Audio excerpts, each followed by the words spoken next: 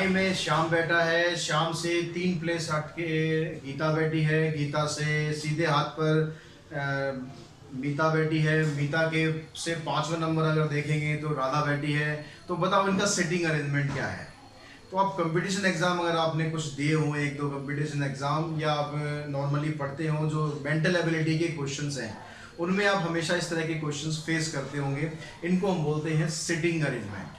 तो आज का हमारा टॉपिक ये है, इस क्लास का टॉपिक सिटिंग अरेंजमेंट। क्योंकि सिटिंग अरेंजमेंट दो तरीकों से होती है, एक होती है लीनियर अरेंजमेंट और एक होती है सर्कुलर अरेंजमेंट। तो लीनियर अरेंजमेंट का मतलब क्या होता है कि अगर सबकी सेटिंग इस तरह से लाइन में दे रखी है उसको बोलते हैं लीनियर अरेंजमेंट। उसके बाद अगर आप ऐसे राउंड में बैठे हो, जैसे कई बार कॉन्फ्रेंस होती है जिसे हम बोलते हैं गोल मेज कॉन्फ्रेंस, ठीक है, राउंड टेबल कॉन्फ्रेंस, तो उसमें ऐसे हम गोल में गुलाई में बैठे होते हैं, उसको बोलते हैं सर्कुलर अरेंजमेंट। तो पहले हम दोनों की बात करेंगे। तो पहले हम बात करते हैं लीनियर अरेंजमेंट की। उससे आपको कैसे समझना है कि आप उसके क्वेश्चंस किस तरह से सिंप्लीफाई कर पाएंगे। बड़े इंटरेस्टिंग क्वेश्चन होते हैं, बड़े मतलब लॉजिकल क्वेश्चन होते हैं, दिमाग आपको लगाना है, लॉजिक्स लगाने हैं। एक्चुअली कैलकुलेशन कुछ तो है नहीं यहाँ पर, बस लॉजिक्स लगाने हैं, उससे आपके सारे क्वेश्चंस आप निकाल लेंगे। तो सबसे पहला क्वेश्चन हमारे पास है लीनियर अरेंजमेंट का। 9 पर्सन है, ABCDEFGHI, ठीक है, नाम ना देके हमने ABCD से कर लिया है, थोड़ा कन्वीनियंट रहेगा। तो ये कहता है कि E is at one end of row. E जो है वो रो के एक एंड पर है, वो इधर भी हो सकता है इधर भी हो सकता है।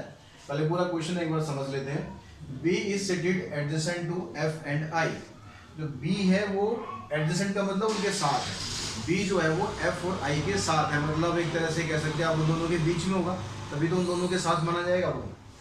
C is to immediate right to D। C जो है वो D के बिल्कुल राइट में है, and at fourth place to right of A, और A के राइट साइड में जो चौथा प्लेस है वहां पर C है। H is immediate left to G। H G के इमीडिएट लेफ्ट है, and G is the sixth place to the left of E, और G जो है वो लेफ्ट की इसके E के लेफ्ट में सिक्स्थ प्लेस पर है। तो उसके बाद ये दिया है F is the immediate right to C। तो ये सारी सिचुएशन दी है हमें। उसके बाद कुछ क्वेश्चंस पूछे हैं। पहले क्वेश्चन करने से पहले आपको इसकी अरेंजमेंट को समझना पड़ेगा, अरेंजमेंट को बनाना पड़ेगा। अब देखो अरेंजमेंट कैसे बनाते हैं। आपके पास 9 प्लेस है, 1 2 3 4 5 6 7 8 9, 9 प्लेस आपने लिख लिए। अब बारी बारी से जो जो लाइन आपको क्लियर होती जाए, जिसकी पोजीशन क्लियर होती जाए, वो आप यहाँ पर मेंशन करते चलेंगे। तो देखो सबसे पहली लाइन में क्या है, E is at the end one end of row, यानी E क्या है वन एंड पर है। वन एंड क्या हो सकता है, वहां ये भी हो सकता है और ये भी हो सकता है। E की पोजीशन अभी क्लियर नहीं है, वो E यहाँ भी हो सकता है, E यहाँ भी हो सकता है। तो पहले क्वेश्चन में ढूंढो कि E के बारे में कुछ और इन्फॉर्मेशन है। तो देखो E के बारे में हमारे पास ये है, क्या है यहाँ पर कि जो G है वो 6 place to left of E है, यानी G E के लेफ्ट में 6 प्लेस बाद है। अगर आप E को यहाँ रखेंगे तो यहाँ तो कोई प्लेस ही नहीं बचेगा ना, तो यानी ये वाला केस आपका कैंसिल। ये कैंसिल मतलब क्या हुआ, E हमारा यहाँ पर आ गया। E यहाँ पर आने के बाद साथ साथ हमारे पास G की पोजीशन भी आ गई कि G इससे छठे प्लेस पर है, इसके लेफ्ट में। तो यहाँ देखेंगे 1 2 3 4 5 6, तो यहाँ पर आ गया G, 2 की पोजीशन आ गई। अब उसके आगे चलते हैं। B is seated adjacent to F and I। अब ये ना F के बारे में कुछ हमें इसके अकॉर्डिंग दे रखा है। यहाँ देखो पूरे क्वेश्चन में कहीं पर भी E और G के बारे में और कुछ ऐसा खास इंफॉर्मेशन नहीं है। ये है कि H is immediate left to G। अब H क्या है, इसके G के इमीडिएट लेफ्ट में है। और इमीडिएट लेफ्ट में मतलब H आपका यहाँ पर आ गया, ये क्लियर हो गया। और कुछ इन्फॉर्मेशन देखो इससे रिलेटेड, और इससे रिलेटेड हमारे पास कोई इन्फॉर्मेशन नहीं है, तो भी घबराने की कोई बात नहीं। अब देखो बाकी यहाँ देखो B is seated adjacent to F and I। B जो है वो F और I के बीच में है। तो जो जो पॉसिबिलिटी आपको समझ आती जा रही है वो लिखते चलेंगे कि B यहाँ पर बीच में है, F और I इधर हो सकते हैं, ये दोनों आपस में इंटरचेंज अभी हो सकते हैं, ठीक है, इसको दिमाग में रखेंगे। C is immediate right to D and at fourth place to right of A। C क्या है, D के इमीडिएट राइट में है, C D के इमीडिएट राइट में, मतलब ऐसे होगा, और A से फोर्थ प्लेस पर है राइट में। मान लो मतलब A यहाँ पर अगर है तो फोर्थ प्लेस 1 2 3 और 4, तो ये आ गया 1 2 3 4। तो सी के बारे में क्या था, C is to immediate right of D, ये हो गया, and at fourth place to right of A, और ए के राइट साइड में चौथे नंबर पर 1 2 3 4। तो ये आपके पास सिचुएशन हो सकती है, ये सिचुएशन हो सकती है, ये सिचुएशन होती है, दोनों को दिमाग में रखेंगे या साइड में आप लिख लेंगे। उसके बाद आगे देखो क्या है, यहाँ तक हमने कर लिया, एच के बारे में हमें पता चली गया था, जी ये भी हमने कर लिया। एफ देखो, एफ क्या है, F is immediate right to C, F जो है वो सी के बिल्कुल राइट में है, एफ इधर आ गया।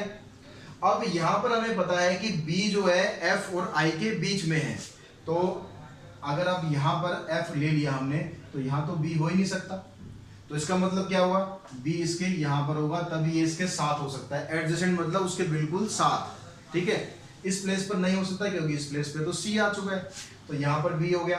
अब बी यहां पर हो गया तो आई यहां पर आएगा, क्योंकि बी क्या है, आई और एफ दोनों के साथ है, यानी दोनों का बिल्कुल पड़ोसी इमीडिएट, तो यहाँ पर बी इधर होना चाहिए, तो एफ और आई ऐसे होंगे। अब यहाँ पर देखो ये प्लेस है, इस प्लेस पर तो ये कुछ आ ही नहीं सकता ना, तो 1 2 3 4 5 प्लेस है, 1 2 3 4 5 प्लेस ही हो गया हमारे, तो यहाँ पर आई आ गया, इधर बी, इधर एफ सी डी और इधर आ गया ए, बीच में जो ब्लैंक स्पेस थे वो हमारे एच जी के हो गए, यहाँ पर आ गया ए। तो ये आपके पास पूरा सीक्वेंस आ गया कि ये सारे लोग इस तरीके से बैठे हुए हैं। अब किसी भी तरह का क्वेश्चन है बड़े आराम से आप बता देंगे। यहाँ पर क्या है, who is sitting at the centre, centre मतलब 9 लोग हैं तो सेंटर पे 5वां आ जाएगा, तो इसका आंसर आ गया C. Who is the other end of the row, एक एंड पर तो ई था, तो दूसरे एंड पर कौन है, दूसरे एंड पर ए आ रहा है यहाँ पर।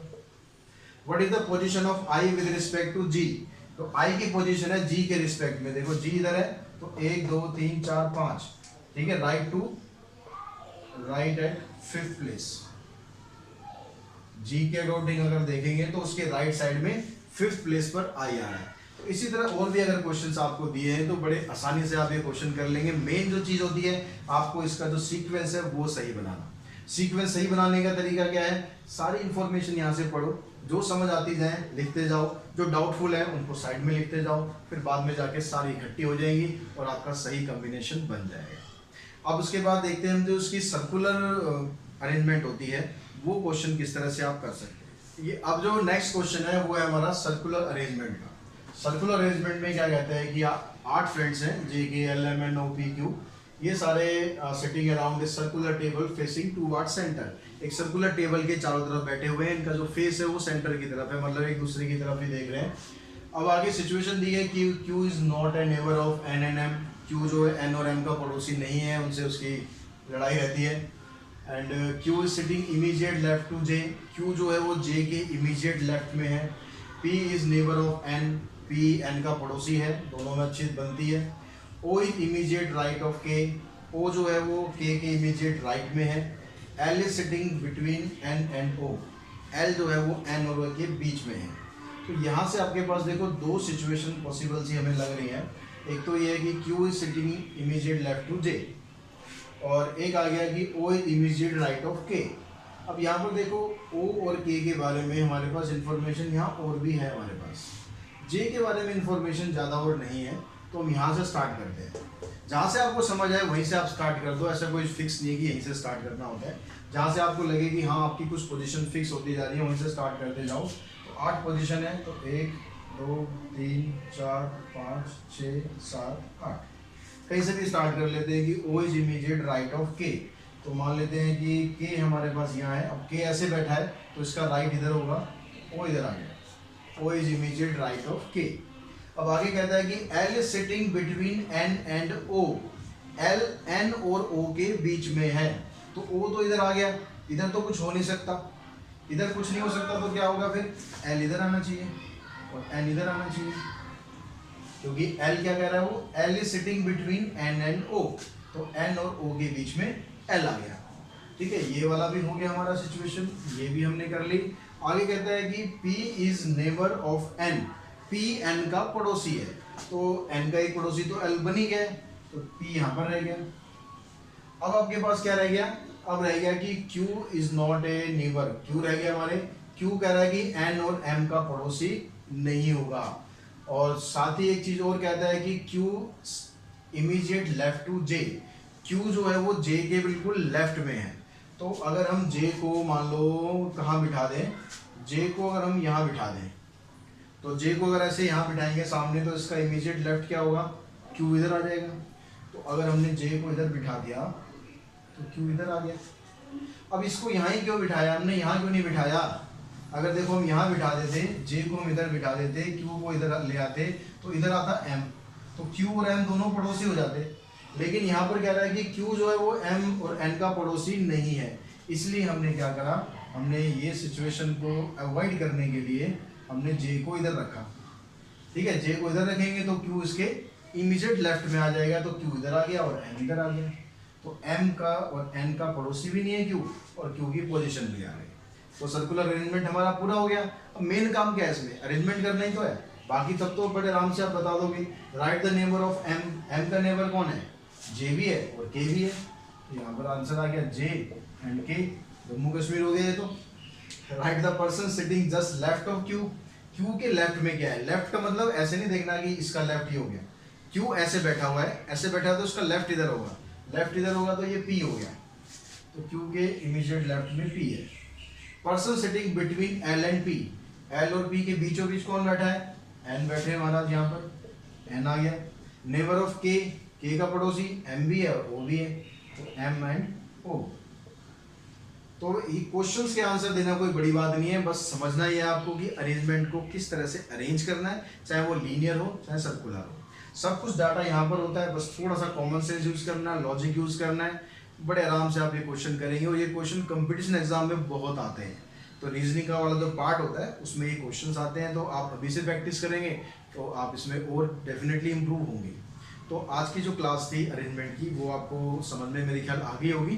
तो आपको अगर समझ में आई है तो वीडियो को लाइक शेयर सब्सक्राइब जो आप जानते हैं वो करना है। आज की वीडियो में हम इतना ही करते हैं, नेक्स्ट वीडियो में मिलते हैं सबसे इम्पोर्टेंट टॉपिक मेंस्ट्रुएशन के साथ।